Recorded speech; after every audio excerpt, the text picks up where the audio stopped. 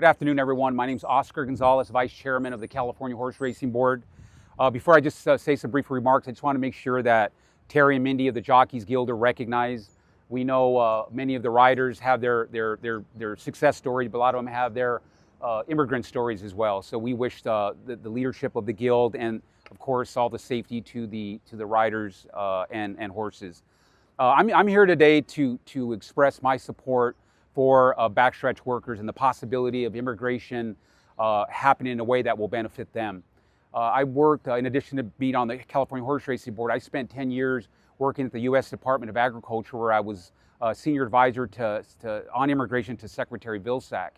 And we've seen a lot of kind of highs and lows of the immigration conversation, but we think that we're at a really critical point with market access challenges, with labor shortages, with prices going high. We think that the American public is ready for a conversation, whether it's starting off with hotel and agricultural workers. We're ready to do that.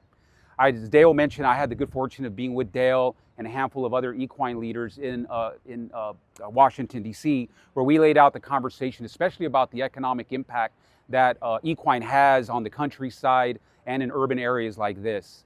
What you could be expecting in the next couple of months is really just engaging horse racing people in particular, going to racetracks, letting their members of Congress know, letting their governors know about the importance of them being at the table. That'll also involve getting sign-on letters, additional trips to Washington, D.C., but we also are going to need every single one of you in the media. You all do just such a great job of covering this wonderful sport, but it is all about telling the story about how desperately trainers in particular, farm owners need workers. Costs are going up. You can only pass so much on to owners.